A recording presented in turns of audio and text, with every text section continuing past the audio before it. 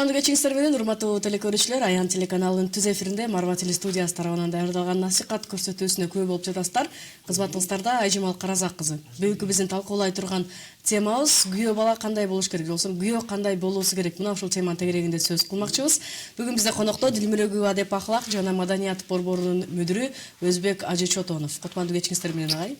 Урматтуу телекөрүүчүлөр, түз эфирде болгондуктан сөзсүз түрдө бизге түз байланышка чыксаңыздар болот. Байланыш телефондорубуз 91 70 70 дагы бир жолу каталай кетели. Бүгүнкү биздин талкуулай турган темабыз күйөө кандай болуусу керек.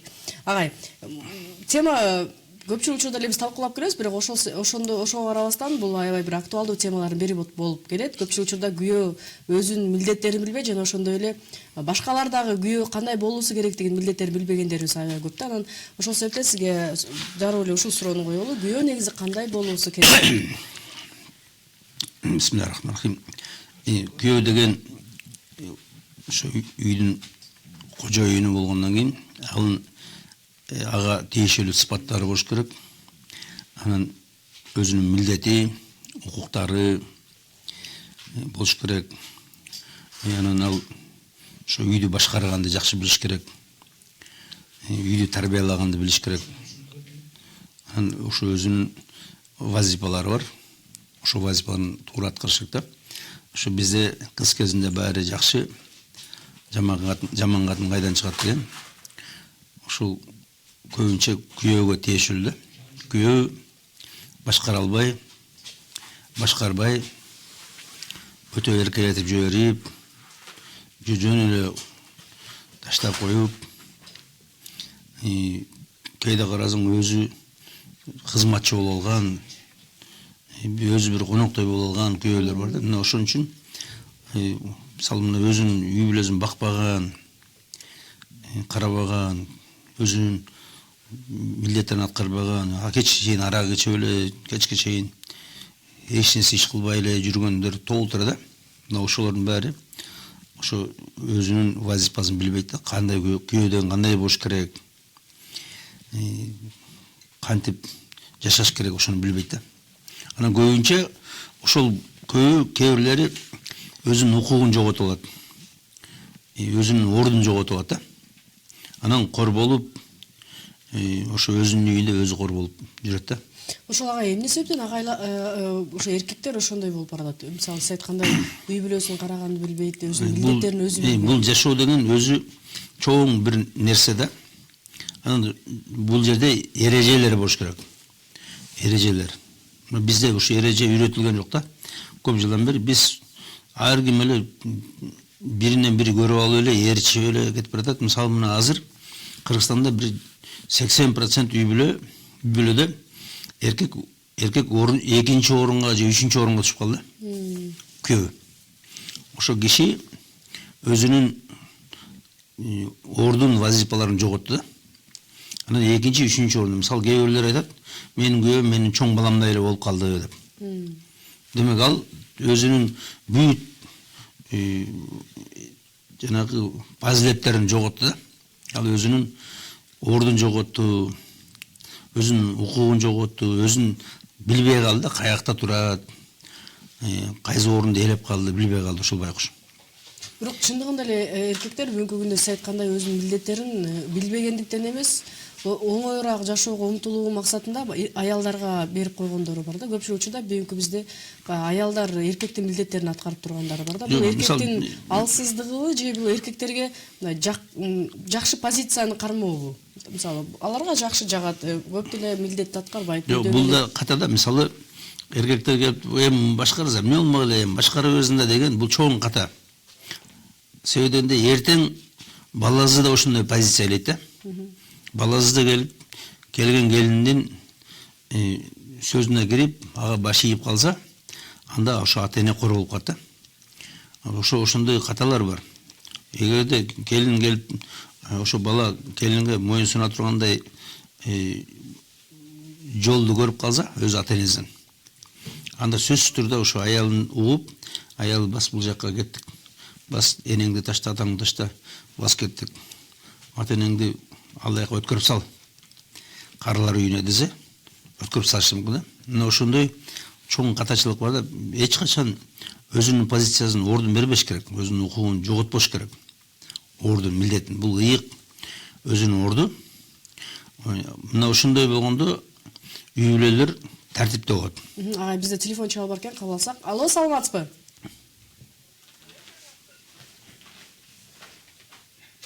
Assalomu alaykum. Алейкум ассалам, биз сизди угуп жатабыз, түз эфирдесиз. Men Azikaga bir so'rovim bor edi. Mana hozir assalomu alaykum Azika. Алейкум ассалам ва рахматуллахи ва баракатух. Men misali muomalangiz bo'yicha bir so'rov uzatayın dedim ele sizga. Kuyov qanday bo'lishi kerak degan so'rov. Misali hozir sizdin emangizga qo'shilam, biroq hozir yumush yo'q. Qirg'izistonda qiyin eleda, o'zingiz ko'rib o'tasiz, bilasiz. Anan keyin kichine yoshi kelib qolgan pensiyaga cheyinki kishilar yumush yo'q. Anan misali bayağı öyle oldu olup giderken de turmuştaçı. Misali ahranik bolup da işte albayt ekenmiş biz hazır.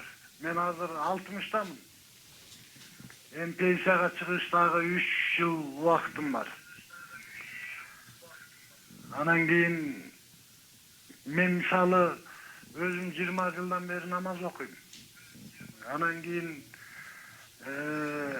үйдү кантип башкаруу дейсиз. Мисалы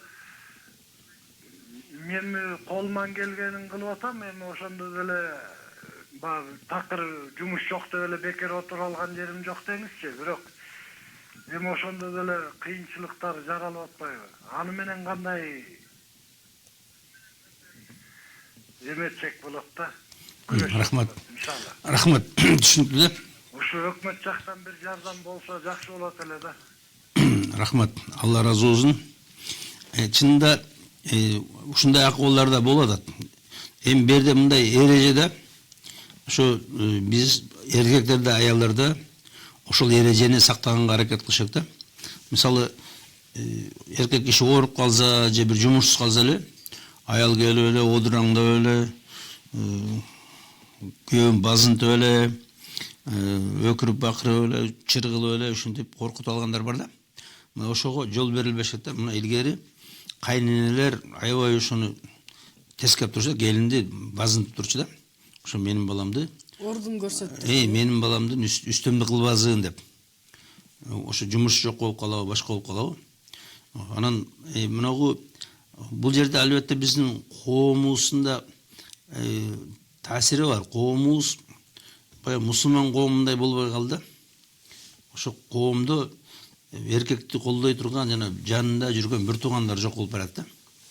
Бир туугандык жоголуп, ошо эркек байкуш жалгыз калып коет да. Анан ошол убакта жанагындай аял келип үстөмдүк кылып, үйүнө бийигирээк чыгып, опузалап, ызы кылып коркутуп аткан убакыт болот да. Агай, анан сиз Азыр мен бердим, мына өкмөт жардам бере албайт, урматтуу туугандар. Өкмөттүн өзүнүн иши бар да, өзүнүн вазифасы бар.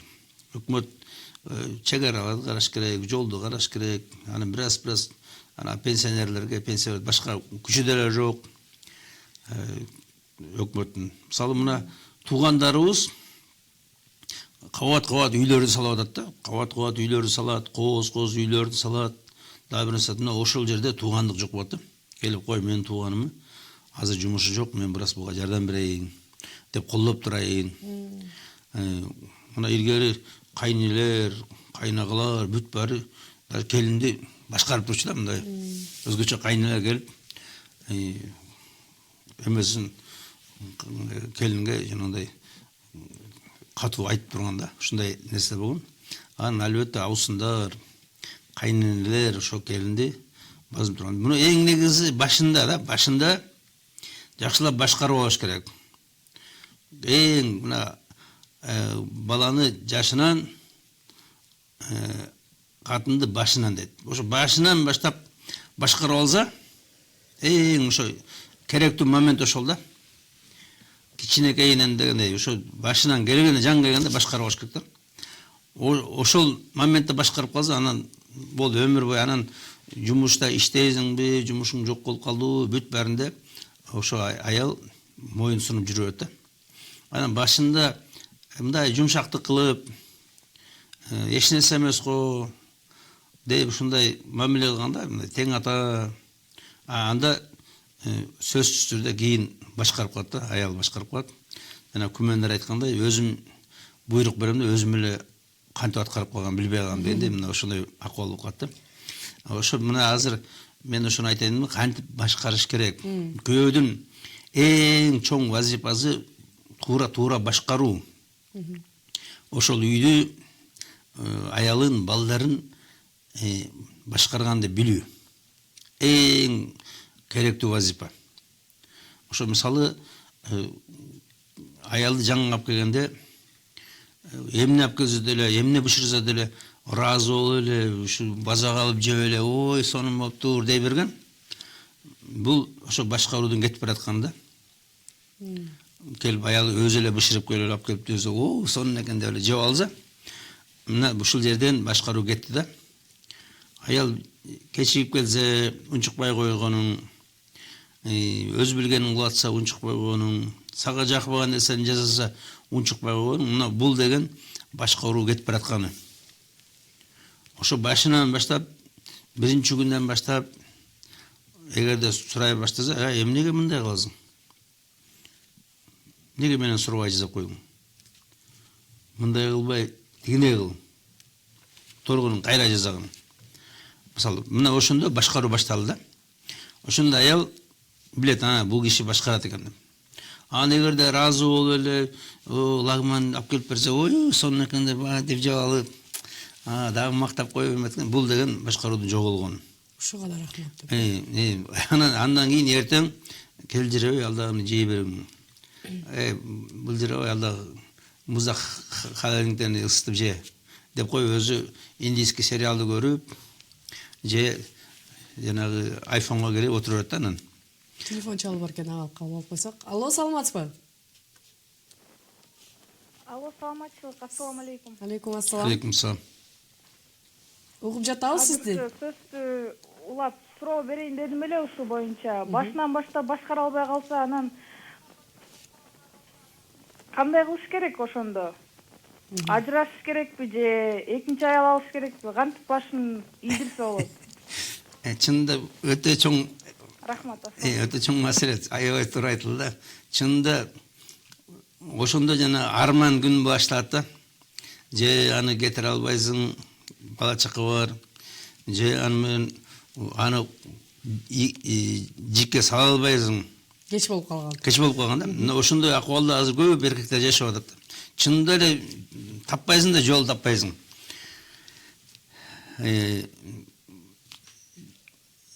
Көп эркектер башынан алдырып алат. Анан болду, анан ошо менен эмне кыларын билбейт. Анан аркасынан ошо чыдап жүрө берет да. Жана оору сыяктуу да, жанагы же эки көзүн чекчейтип көмө албайсың назарга, же эки көзүн чекчейтип сата албайсың базарга дегендей. Ошо башынан ката кетсе, анан айла жок да. Анан чынында кээ бирлери ажырашып кутулат, кээ бирлери ажырашып кутулат. Анткени болбой калат, жашоосу болбой калат. Мисалы, ажырашып да кутулбаган. Мисалы жанагындай моюн сунбаган аял коногуңду тозо албайсың. Ата-энеңди тозо албайсың. Ата-энеңди татыктуу сыйлай албайсың. Өзүң туугандарыңды керектүү убагында чакыра албайсың. Өзүң бир нерсени жасайын десең, жасай албайсың да. Аял келип туруп, үйдө эч нерсе жок. Кайсыны кыйнатып койдуң эле деп койсо, эмнелерин билбей, ышынап каласың да. Анан ошон үчүн урматтуу угандар, ошо жанагындай кээде ушундай акыбал болот, кеч болуп калат. Анан албетте бунун жолу да жок азыр чынында. Жанагындай кээ бирлер ажырашып араң кутулуп атат. Анан бирок ажырашыш да кыйын, мисалы балдар бар, башкалар бар. Бирок аял башынан баштап үмүтпесе, кийин көнбөйт, эч көнбөйт. Агай, менде мындай суроо пайда болду. Мисалы көпчүлүк эле бизде чындыгын айтыш керек, көпчүлүк эле Кыргызстандагы эркектер ошондой акыбалда да. Чындыгын айтканда бизде азыр көпчүлүк үй бүлөдө аял башкарып калды. Бул балким эркек өзү деле байкабай, билбей деле калган учурлар толтур да. Ал ойлоп жүрүшү мүмкүн, мен башкарып атам деп. Бирок чын-чынын келгенде аялдын айтканын кылып жүргөнү бар да. Анан мунун эмнеси жаман? Бул эмнеге алып келиши мүмкүн эгер үй бүлөнү аял башкарса? Аял үйдү башкарганда адилетсиздик башталат да. Бүт бәрі тескери болот да. Мисалы, мына эркектин өзүнүн дагы башка вазифасы бар. Бул өзүнүн аялы менен балдарынан башка дагы вазифалар бар. Өзүнүн эли деген бар. Бул эң биринчи вазифасы эркектин. Анан ата-эне деген бар. Ата-эне деген вазифа. Ошо ата-эне, анан туугандар деген бар. Эркек киши өзүнүн туугандары менен болуп, өзүнүн туугандарына каралашып, өзүнүн туугандарына жардам берип керек болгондукта. Ошого кудуреттүү боло алыш керек да. Келип бир нерсемди бере салайын. Ушуну сатып жиберип, ушуну куткарып алайын, дагы башка деген. Анан аял башкарып калганда, аял келип чуу салып, эмнеге сатасың, эмне кыласың, дагы көп нерсени табат. Аял деген ушундай болот, бүт сүйлөгөн сөз туура болуп калат да. Биз сатып жиберсек, анан кийин менин баламды кантип окутабыз, анан кийин тигини кантип жасайбыз деп, анан өзүнүн тууганына тартып кеткендер да болот да. Келип өзүнүн туугандарын жыйып алат үйгө. Өзүнүн апасын, атасын киргизип алат үйүнө.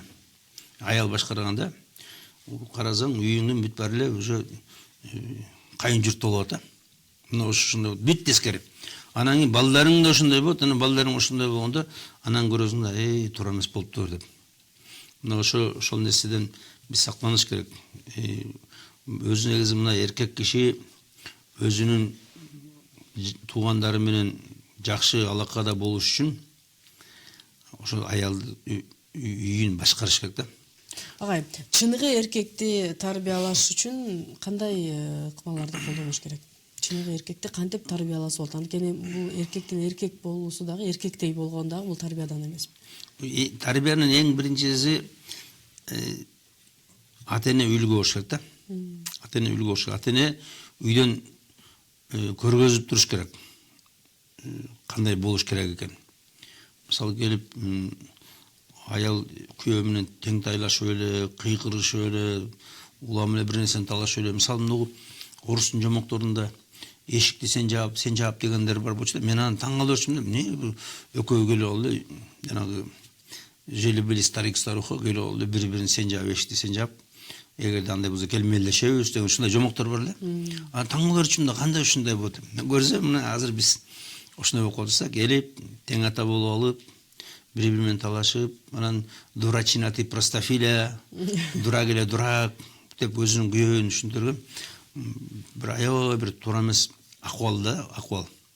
Ошо жерден үй бүлөдө эркектин ордун көргөзүп, аял экинчи орунга туруп, чында экинчи орун деле жакшы орун да. Мисалы, мына президент бул, анан бирөө премьер-министр деген, бул кыргыз макалы деле бар. Эркек вазир жакшы, хан жакшы деген. Аял жакшы, эр жакшы деп, ошол вазир дейт да. Вазир деген премьер-министр болсо эгерде. Анан күйөө хан. Ошо күйөөнүн хандай даража болуш керек да. Мисалы, мына күйөөдүн даражасы хандыкындай болуш керек. Жогору болуш керек. Мына биздин ата бабаларыбызда эркекти аябай сыйлаганда, кичинекей эркекке бакканда чоң улуу аялдарда өткөрүп жолдон. Токтоп турчу да ата-энем. Неге? Ошол өздөрүнүн кыздарына үлгү көргөзүш үчүн. Мына эркекти сыйлагыла деп.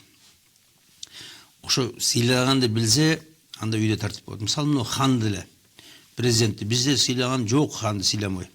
Бизде келип алып аны хандарды, мына президенттерди жанагындай карикатура кылып, коллаж кылып, жылаңач аялдын кийимин кийгизип, ар кандай бир нерсе жазып, фейсбуктан сөгүп, ушундай кылгандар бар да. Бул деген бизде адеп жок да, адеп ахлак. Ушу мына хан деген, башчы дегенди сыйлоо, урматтоо, ага туура мамиле жасоо, ошого адептүү, мисалы критика болсо адептүү айтышат да. Бирок жанагындай деңгээлде жарабайт. Мына ошон үчүн ошо үй бүлөдө да ушундай. Эркек кишиге мисалы мына ата эненин ордун ээлеп атат да эркек киши. Мисалы күйөө деген ата эненин ордун ээлеп атат. Ата эненин даражасындагы вазипада. Мурда ата эне багып, ата эне кийиндирип, ооруза карап, ошону эркелетип жүрсө, ошо бүт вазипалар күйөөдүн мойнуна илинип да. Эми болду, ооруза ата эне карабайт, күйөө карайт. Барып больницага алып барып, кийимин кийиндирип, аны окантандырып, аны көңүлүн ачып, эркелетип, мына эркек киши. Мына ошондой даражада болгондон кийин ошондой сыйга ээ болуш керек.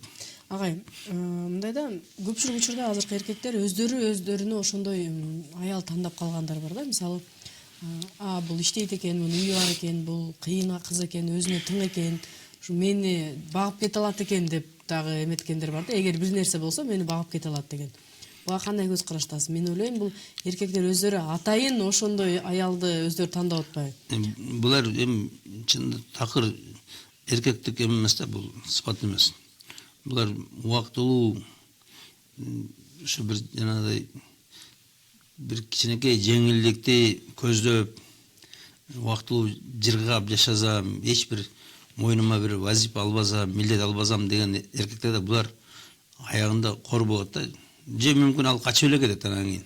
Бизде телефон чалуу бар экен, кабыл алсак. Алло, саламатсызбы? Алло, саламатсызбы? Саламатчылык. Түз эфирдесиз, угуп жатабыз сизди. Ассаламу алейкум ажеке. Алейкум салам.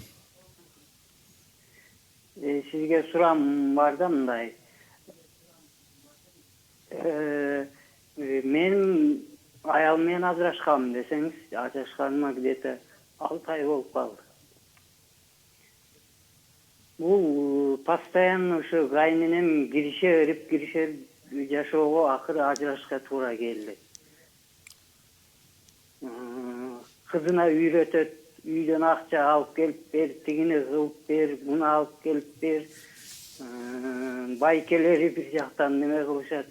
Ушуна кандай дейсиз, кандай карайсыз? Ушул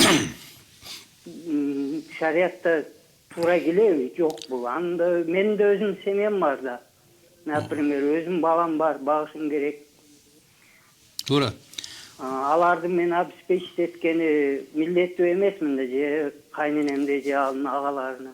Туптура. Мындайда азыр ушундай бир акыбал бар да. Кызын баласындай көрөт. Өзүнүн баласын кызындай көрөт да. Өзүнүн баласын бирөөгө берип коет. Бир кызга тапшырып берип коет да адамдар. Анан кызын буну алып кел, тикини алып кел, мына элдин балды карачы, элдин кызы келип үйдү ремонттоп берип атат. Элдин кызы шакек алып берип атат, элдин кызы мынтип атат, дагы бир нерсе деп. Күйөө баланы милдеттендирип. Күйөөнү милдеттендирип, күйөө болсо кызын милдеттендирип, анан кызын милдеттендиргенден кийин күйөө баланын мойнуна түшөт да. Мен мына ысык көл менен нарында ушуну байкадым да, карашын күйөө баланы берди деген. Анан мен сурадым, силер бул кандай силер күйөө бала силердин ашыңарды берет. Ушу кантип тура болсун? Жок, буну күйөө бала бербейт, буну кызыбыз берет дейт. Ана кыз деген ошо күйөө бала деген да. Ошо күйөө баланын мүлкү кетип атат да, күйөө баланын бээзи кетип атат да. Жок, эми кудалар менен келишип алабыз деп ушинтишет да. Ачында ошо күйөө баланын мойнуна түшөт да. Анан бул бир эле көрүнүшү. Жанагындай келип алып мен энеме шакек алып бербейбизби? Мен энем 60ка чыкты, мен энем 70ке чыкты, мен эжем бала 50ге чыкты деп күйөө баланын үстүнө ушундай эмелерди жыйгандар аябай көп да азыр. Мода болуп алган. Мына жакында эле ушу биздин бир жээндөр да. 2 ай 3 ай сайын эле бир эжесинин ден рождениясы дейт. Анан 5000 сомдон чогултабыз. Анан кийин шакек кийгизебиз. Сөйкө такабыз. Деп эле ушинтип өтөт. Анан барбай койдум, өзүм үй бүлөгө араң зорго жетип жатсам дейт. 2 ай 3 ай сайын анан кетет. Bir 300 kilometre барыш керек. Анан кийин дагы бир нерселерди толтуруп, пакеттерди алып барыш керек. Андан тышкары 5000 сомдон кошуш керек. Чыгым. Анан барбай койсо келип алып кетип кал дейт эжелери келип. Анан кийин мен да барбай коем дейт. Анан биз сурабыз эмне болду десек барбай коем дейт. Анда барбай койсоң барбай кой. Все. Анан болду экинчи барбайм. Экинчи сен ошо эжелериң багып, эжелериң баксын эми дедим дейт. Анан 2 ай 3 айдан кийин анан кийин кечирим сурашып, анан ошо менен андан кийин түшүндүм дейт. Анан ошондон кийин кийлигишпей калды дейт. Чынында эч кандай укугу жок. Кайын журттун күйөө балага милдеттене туратын эч кандай укугу жок. Кызыңды жакшынакай багып атса, кызың менен жакшынакай болуп жашап атса болду. Кийлигишпеш керек. Барбаш керек. Көрбөш керек, качыш керек.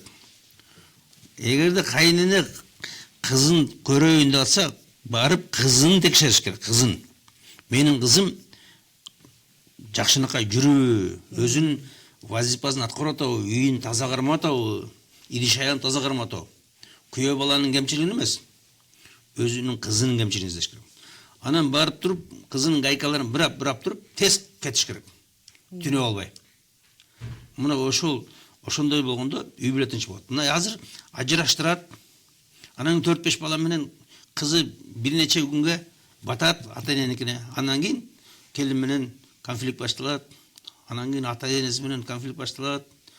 Анан кийин кыз көчөдө калат да.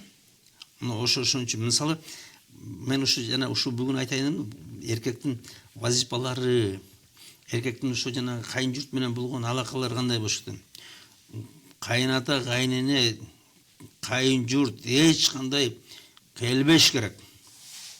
Барбаш керек. Ишине кийлигишпеш керек. Жакындабаш керек. Керек болсо. Мына канча ушундай конфликттер бар да, келип кийлигишет, келип ал эле ката издеп, мен бир жолдоштор да айтат да. Кайынем келип дейт, айылга келип, шаарга келишет, анан келип кыдырып кетет дейт кыздарын. Ошо келип кеткенден кийин 1 ай бою скандал дейт да. Кечке чейин урушабыз дейт. Бүт барыбыз. Анан кайыненем өлүп калды дейт да. Өлүп калгандан кийин тынчып калып кетти. Көрсө кайнеси өтүп аткан турабы. Бизде телефон чалуу бар экен, телефон менен баштырсак. Алло, саламатсызбы? Алло, ассаламу алейкум. Алейкум ассалам, угуп жатабыз сизди. Мен суроо берейин дедим эле да. Албетте. Биздин келинибиз бар да, келин. Уже келгенине уже көп эле жыл болуп калдык. Анан кийин эми иним экөө мурда жакшы эле жашашчу. Жакшы эле турушчу, жакшы эле жашашчу. Апама деле жакшы мамиле кылган жок, апам өтүп кетти 2011. Апам ошо өлгөн жылы бизди ыйлатып жөнөттү да. Эми ушудан эмете албай койдук, такыр кутула албай койдук деги. Башын айландырып койгонбу же эмне кылып койгонун түшүнбөйбүз. Кантип кутулуш керек билбейм мындайдан. Чарчадык, короче. Рахмат, түшүнүктүү да. Эми чында ушундай акыбал азыр аябай көп да. Ушундай акыбал аябай көп. Жанагындай жашоо эртең да керек экенин түшүнбөй эле ошо бүгүнкү күн менен жашап, чырдашып эле, урушуп эле, талашып эле, укуктарын бузуу ушундай көп да. Анан чында эле кутула албайсың. Кутулганда да жанагындай аябай чоң жаңжал менен ажырашып атышат, үйлөр бөлүнүп атат, балдар бөлүнүп атат, бүт пландар жок болуп атат да. Ошо могу үй бүлөнүн ыйыктыгы, керектүүлүгү ошону билбей атат адамдар. Эмне үчүн дин аябай бекем укуктарды бекиткен да. Эмне үчүн бекиткен? Өзгөчө мына эркектин укугун бекем бекиткен. Ошо үй бүлөлөр бекем болуш үчүн. Мына илгери ата бабаларыбыз эч кандай жанагындай биздикиндей үйлөрү жок, жанагындай жука эле бир боз үйлөрдө машиналар жок, телефон жок, кийимдери деле бир кийим менен жүргөндө ажырашкан эмес да. Азыр ушундай бир жакшы заманда жашап атабыз. Аябай чынында элдин көбүндө токчулук, үйлөр бар, иче турган тамагы бар, кийингенге кийимдери бар, бүт бар. Бирок ажырашуу көп да. Мисалы, батышта бүт бар. Даже биз оюбузга келбеген нерселер бар да үйүндө. 1 минутта тамак бышыра турган печка бар. Бир басса, 1 минутта тамак даяр. Шундай скороваркалар, шундай заманда жыргай турган. Бирок бакыт жок. Ошо себебинен де укуктардын баары мындайдан тескери болуп калды. Укуктун баары тескери. Мына ошонун кесепетинен ушундай нерселер болот да. Анан мындай да азыркы эже айтканынан мага мындай бир ой келип кетти. Көпчүлүк учурда бизде үй бүлө жакшы жашап атса деле мындай баягы сырткы факторлордон улам сырткы кишилер дагы бузуп койгондор бар да. Мисалы, сиз айтып атасыз, аялды башынан башкарыш керек, күйөө деген эң негизги милдети бул үй бүлөнү башкаруу. Анан күйөөсү кичине эле үнүн көтөрүп койсо эле баягы аялы таарынып кетип калып, анан үйүндөгүлөр дагы туура насаат берип коюунун ордуна алсага кыйкыра турган болсо анда болбойт ал деп ажыраштырып ийгендер дагы бар да. Ошолдо мисалы күйөө кантип ошол аялына туура мындай туура башкарууну үйрөнүш керек. Кантип туура башкарса болот. Ошо жанагы тышкы факторлор. Ошолордун бүт баары билиш керек да, бирөөнүн ичине кийлигишпе, бирөөнүн үйүнө. Ишин болбосун, ошо жолобогун деген нерсени үйрөтүшөт да. Жолоодун балеге калыңда келип ошо бирөө бир нерсе айтты, анан кийин башталат, анан мисалы мынада чынында аялда өзүнүн ордун билбейт да азыр. Ошо күйөөнүн баркын билбейт. Ошо бул күйөө экен. Мисалы, күйөөдүн эмне керек экенин билбей атат. Мисалы айтам, жаман эле жаман болсо деле Запорожец болсо деле машина. Москвич болсо деле машина, обязательно сага жип керекпи. Ошо сыяктуу күйөө деле ошондой. Эч боюнча отун жарып атат, эч боюнча көмүрүңдү талкалап үйгө киргизип келип атат, эч боюнча бир нерсе табып келип атат, эч боюнча мал жайып жүрүү, эч боюнча сага карам болуп туруу. Жок, идеальный күйөө керек да, чөнтөгү толтура акча, крутой болсун, анан кийин жанагындай кап менен акча тапсын деген ушундай болуп барат да. Анан кийин карасаң күйөө да жок, эч ким жок, анан өзү жанагы Пушкиндин кемпириндей болуп, уразбыток ошо жанагындай тагараны кармап калат да. Ошол Пушкиндин жомогун үйрөтүш керек болот. Мындай болосуң. Сен эгерде ошо бир күйөөгө ыраазысың, бул Алла Таала берген чоң нерсе. Мисалы, мен айтпайм, күйөө деген ата-энеңдин ордуна келген, сага берилген нерсе бул. Ата-эне менен жашай албайсың. 17-ге чыкканда, 18 чыкканда атаңдан, энеңден жүдөйсүң. Качасың, ата-энеңди уже уруша баштайсың. Ошондо жакпай калат. Ошондо ошо жанагы сүйүктүү болгон Коля, ошо күйөө, ошо күйөөң менен жакшынакай жаша. Ошол сени баксын, ошол сени карасын. Мына ошол фазилеттерин билбей атат, эркектин фазилетин, күйөөдүн фазилетин билбей атат. Анан ошол бир эле сен үчүн эмес, ошол балдарың үчүн да керек күйөө. Эртең үйлөндүрүш керек, эртең жайландырыш керек, эртең кудага барыш керек, кудалар менен отуруш керек. Ошонун бүт баары буякта эле калып калат. Өзүнүн бир кичинекей амбиция, кичинекей бир өзүнүн кызыкчылыгы үчүн чуу көтөрүп атат, башка атат. Ана жанагындай бирөөлөрдүн азгырыгы. Мен жана айтып келатканда айтпадым, жана бир киши айтат да. Кайнене келип шаарга. Ушу 4 бажа учуштайт, келип кыздарын кыдырып кетет. 1 ай бою уруштайт да. Анан өлүп кал дейт.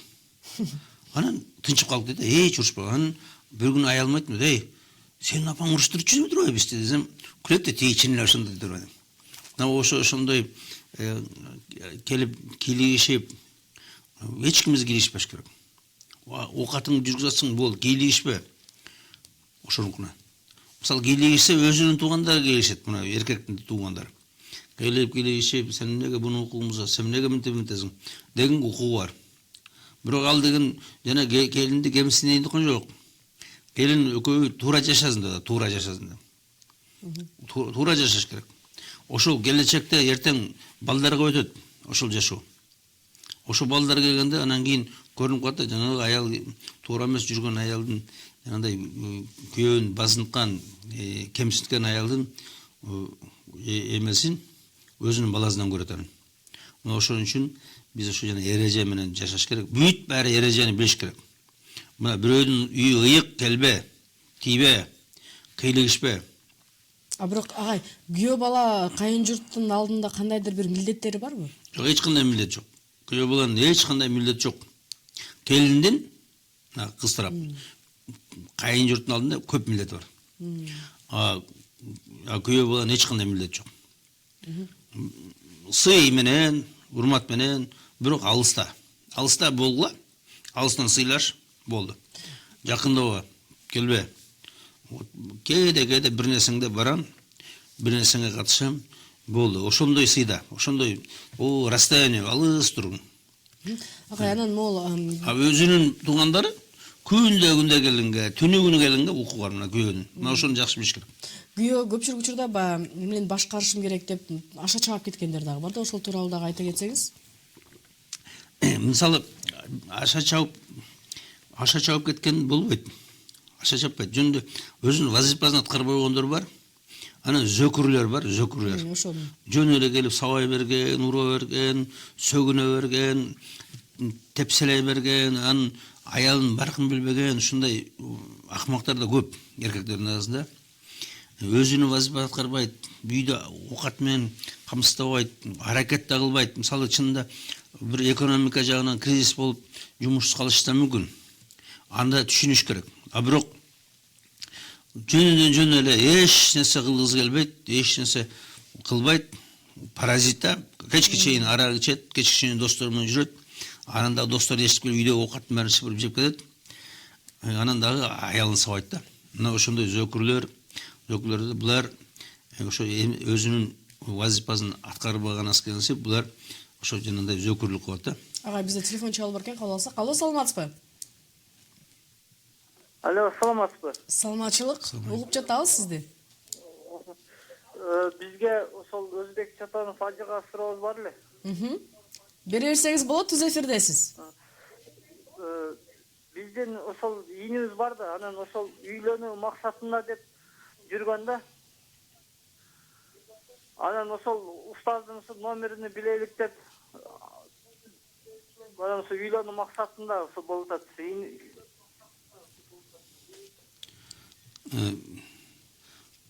Бар менин номеримди табылбайт да, анда ушул номерге кайрылып келе бериңиз күндүз.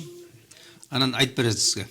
Урматтуу телекөрүүчү, 91-70-70 номерине эфир бүткөндөн соң бизге түз байланышка чыгыңыз. Биз сиздин өзүңүзгө агайдын өздүк телефонун берүүгө даярбыз, бирок азыр эфирден айтууга албетте болбойт, анткени өзүңүз билгендей бул Баары чалбайт. тынчыңызды алып коюшу мүмкүн. Мына мисалы күйөө дегендин вазифалары багуу. Эң алгач. Өз негизи мындай да, аял кишинин күйөөгө чыгуунун максаты, эң биринчи максаты багылыш. Мисалы мурда ата-энеси бакса, эми чоңойгондон кийин башка бирөө багыш керек да. Эң биринчи максат багылуу болуш керек. Ошо мени бага турган бирөө, мени карай турган бирөө. Анын ата-эне да берип атканда, бир жигит келсе, мен сиздин кызыңызды жакшы көрүп калдым, мага кызыңызды бериңиз деп келсе, мендей болуп карайсыңбы, мендей болуп багасыңбы, мына ошол шарттарды коюш керек да. Мендей болуп карайсыңбы, мендей болуп багасыңбы. Ошо келсе, ошол шарт, эң негизги шарт ошол. Ошо мендей карайсың дегени, ошо ата-эне боорукер, мээримдүү, кызын жакшы көрөт. Да ошондой карайсың. Анан ата-эне колунан келгенче багат да, колунан келгенче багат. Анан ошо колуңан келгендей бак. Анан карап көр, мына мынча миң алып келе аласыңбы калынга? Анан алып келе алам. Анда болсо сен бага алат экенсиң. Анан келип туруп 50 000 сом жок, 50 000 сом жок. 20 000 сом келсе, 20 000 сом жок. 10 000 сом келсе, 10 000 сом жок да, анда бар кет. Анда сен менин кызым бага албайсың, карай албайсың. Ошол шартта эң биринчи дегиз. Анан ошол кызда билиш керек, мен эң биринчи кезекте ошо багылуу үчүн баратам. Мен ошого багылуу үчүн барып алып өзүмчө иштеп алып, анан кийин аны багып күйөөмдү. Анан дагы келип алып күйөөмдү уже кубалап жиберип, анын не кереги бар, өзүмдү өзүм багасам. Дегендей болбош керек да. Анткени күйөө бир эле ал үчүн керек эмес. Күйөө дагы башка нерсе үчүн керек. Көп жакшы нерселери бар. Күйөө дегенде күйөөдүн фазилети көп. Мына ошону жакшы билиш керек да. Ага, акыркы суроо бололу да, анан теманы жыйынтыксак 3 мүнөттүк убакыт калыптыр. Эң негизгиси күйөө кандай сапаттарга ээ болушу керек? Күйөө деген строгий деп коет, мындай кайраттуу. Жанагындай бош болбош керек. Эң биринчи сапаты бош болбош керек. Анткени бунун мойнунда чоң вазифа бар, ошо үй бүлө деген жоопкерчилик. Ошо жоопкерчилигинди аткара билиш керек. Күйөө деген. Экинчи вазифасы ошо багыш керек. Ошо жанагындай финанса ошо үйгө жете турганда каражат тапканга эмес болуш керек. Мүмкүнчүлүгү, кесиби же бир бизнеси же дагы башка бир нерсе ошого үйдү багыла тургандай каражаттары бир нерсеси болуш керек да. Ошо вазифаларын. Анан үчүнчүсү тарбиялаганды билиш керек. Ошо аялды жөн койбой, кечке чейин кучакташып эле жүрө бербей, аны тарбиялаш керек. Аны үйрөтүш керек. Кээ бир нерселерге эң биринчи көндүрүш керек. Ошо сен кантип моюн сунганга көндүрүш керек. Моюн сунганга. Ошо сенин уруксатың менен жүрсүн. Сенин уруксатың менен кылсын иштерди. Эгерде андай кылбасаң, эртең сен кочоюн болбой каласың, үйүңдү деле сатып жиберет. Сурап да койбойт. Мына биз көрүп атабыз ошондой. Үйдү сатып жиберди. Үйдү алып барып коюп койгон, сурабай эле. Анан бир банк келет, алып кел менин үйүмдү. Анан какта үй? Кантип менин үйүм? Сенин аялың коюп койгон. Кол банкка. Сураганда эмес. Сураганда эмес. Мына ошо ошондой болуп калды. Ошо эң негизи ошо. Анан ыймандуу болуш керек. Анан мүнөзү жакшы болуш керек. Ошо берип атканда мүнөзүн карагыла деген. Пайгамбар айтқан мүнөзүн карагыла, ыйманын карагыла, анан мүнөзүн карагыла. Ошол жанагындай зөкүр болбосун. Ошол бир жанагындай адамгерчилиги жок бир айбан болбосун. Эч болбойчу орточо киши болсун. Ошо мүнөзү, ошол ыйманы орточо. Идеальныйды кереги жок. Идеалын таппайбыз. Жок бул дүйнөдө идеал. Ошол сыпаттарга ээ болсун. Анан албетте жанагындай элдикиндей жоопкерчилиги, адамгерчилиги мүнөздөр болуш керек да. Чоң рахмат, бизге берилген убакыт соңуна келип калды. Мен ойлойм жакшы бир темалардын бири болду. Урматтуу телекөрүүчүлөр, кызматыңыздарда бүгүн мен Айжымал Каразак кызы жана Дил мөрөгү Адеп Ахлак Маданият борборунун мүдүрү Өзбек Ажы Чотонов болдук. Эмки көрсөтүүдө жолугушканча сак саламатта туруңуздар.